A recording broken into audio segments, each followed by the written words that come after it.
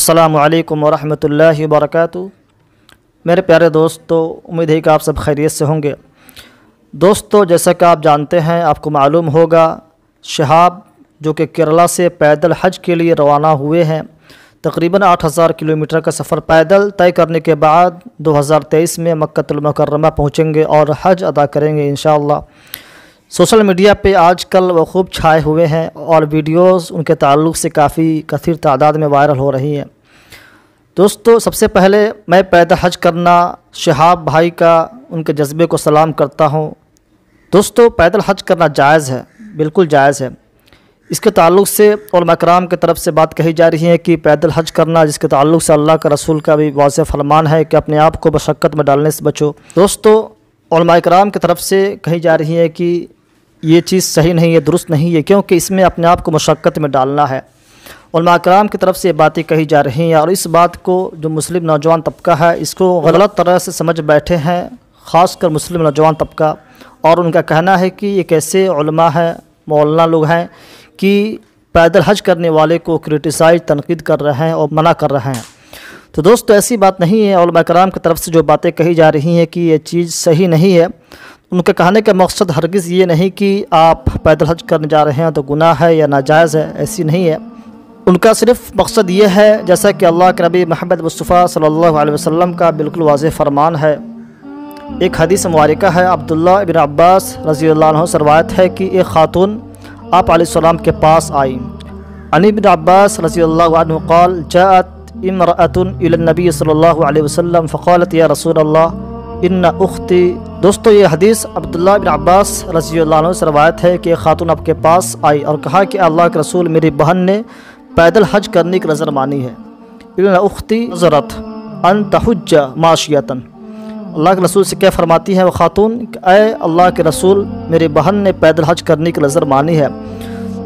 تو دوستو، آپ علیہ السلام نے فرمایا کہ اپنی بہن سے کہہ دینا کہ وہ سوار ہو کر جائے، یعنی سوار ہو کر حج کرنے جائے، اور اپنا جو قسم ہے، جو نظر مانی ہے، اس کا کفارہ ادا کر دے۔ دوستو، اسی طرح سے ایک اور حدیث میں آتا ہے، اللہ کے رسول نے ایک شخص کو، ایک آدمی کو ایسا کرنے سے، یعنی پیدل حج کرنے سے منع فرمایا تھا۔ وہ شخص پیدل حج کرنے کے لیے نکلا تھا، اللہ کے رسول نے منع فرمایا۔ اللہ کے رسول نے فرمایا تھا کہ کیوں اپنے آپ پر وہ چیز لاتی ہو، کیوں اپنے آپ پہ وہ چیز ڈالتے ہو جس کی وجہ سے تم مشقت میں پڑ جاؤ، یعنی تم تکلیف میں پڑ جاؤ۔ دوستو، یہاں تک کہ اللہ کے رسول کے سامنے جب کوئی دو چیزیں ہوتی تھیں تو اللہ کے رسول اس میں سے سب سے آسان والے کو قبول فرماتے تھے۔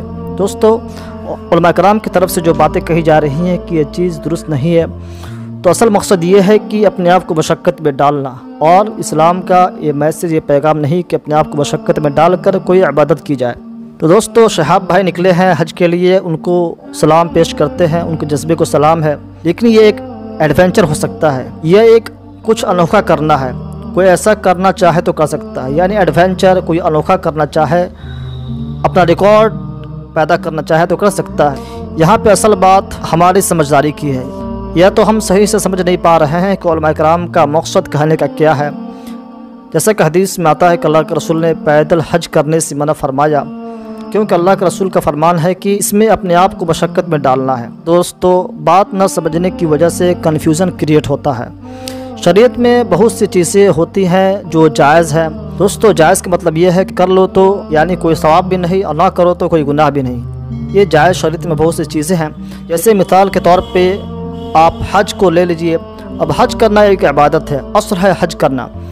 آپ اب حج کیسے کرو گے؟ سمندری راستے سے جاؤ گے، یا پیدل جاؤ گے، یا ایروپلین سے جاؤ گے، ہوائی جہاز سے جاؤ گے، یا 4 ویلر سے، کار وغیرہ سے جاؤ گے، یہ آپ کے اوپر ہے۔ اصل ہے حج کرنا۔ پیدل جاؤ گے یا 4 ویلر سے یا سمندری راستے سے، یہ آپ کی مرضی ہے۔ شریعت نے کہا جائز ہے، جیسے چاہو جس طرح جاؤ، اصل ہے شریعت نے کہا جائز ہے۔ آپ جا سکتے ہیں، پیدل بھی جا سکتے ہیں، ہوائی جہاز سے جا سکتے ہیں، 4 ویلر سے جا سکتے ہیں، اور ایروپلین سے جا سکتے ہیں، جائز ہے۔ ہاں، یہ نہیں سمجھنا چاہیے کہ میں پیدل جا رہا ہوں تو میں زیادہ ثواب کا مستحق ہوں گا۔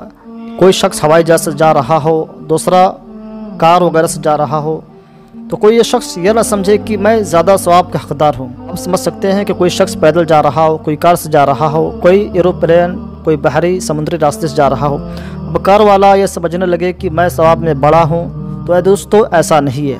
اصل کیا ہے، آپ نے جو حج کیا ہے کس نیت سے کیا ہے کیسے کیا ہے، آپ کے حج میں عاجزی، انکساری، اخلاص اور للہیت کتنی ہے، اصل یہ ہے۔ جیسے اصل ہے نماز پڑھنا، اگر آپ یہ کہیں کہ میں دھوپ میں نماز پڑھوں گا، کوئی اے سی میں پڑھ رہا ہو، کوئی فین کے نیچے پڑھ رہا ہو، تو یہ آپ کی مرضی ہے، آپ دھوپ میں پڑھیں، اے سی میں پڑھیں، یا فرش میں پڑھ سکتے ہیں، یا صحن میں پڑھ سکتے ہیں، یہ آپ کی مرضی ہے۔ آپ یہ نہیں کہہ سکتے کہ میں دھوپ میں پڑھوں گا تو میں زیادہ ثواب کا حقدار ہوں گا، اور اس کے لیے آپ پبلسٹی کے فکر میں لگ جائیں، تو دوستو یہ آپ کی مرضی ہے۔ شریعت میں اصل کیا ہے، اس چیز کو ادا کرنا۔ حج ہے تو حج کو ادا کرنا اصل ہے۔ آپ پیدل جا رہے ہوں، بحری راستے سے جا رہے ہوں، یا ہوائی جہاز سے جا رہے ہوں، یہ اصل مقصد نہیں ہے۔ یہ آپ کا ایڈونچر، پبلسٹی یا ریکارڈ قائم کرنا ہو سکتا ہے، جیسا کوئی 5 کلو برگر کھا جائے اور کوئی 5 کلو چاول کھا جائے، تو یہ اصل ریکارڈ قائم کرنا ہے، یا آپ کی خواہش ہو سکتی ہے۔ تو دوستو شہاب بھائی جو کہ کیرلا سے حج کے لیے پیدل نکلے ہیں، تو دوستو کوئی ایسی بات نہیں کرنی کہ ان کے جذبے کو ٹھیس پہنچے، ان کے جذبے کو سلام ہے، لیکن اس کو لے کر جو عام الناس میں، عام لوگوں میں غلط فہمیاں پھیل رہی ہیں کہ علماء کرام اس کو غلط کہہ رہے ہیں، تو دوستو علماء کرام اس کو غلط نہیں کہہ رہے ہیں، بلکہ ایسا سمجھنا ہے کہ علماء کرام کا، اسلامک جو اسکالر ہیں، ان کا مقصد کیا ہے بتانا۔ یہ کرنا جائز ہے، آپ پیدل جا سکتے ہیں۔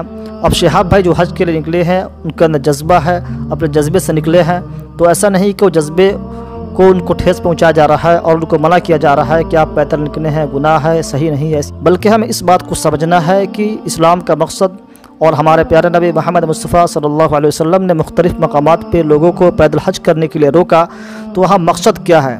لوگوں کو آسانی پیدا کرنے کے لیے اللہ کے رسول نے فرمایا کہ لوگ اپنے آپ کو مشقت میں نہ ڈالنے، اس وجہ سے اللہ کے رسول نے فرمایا، اس کو ہمیں سمجھنا اصل ہے۔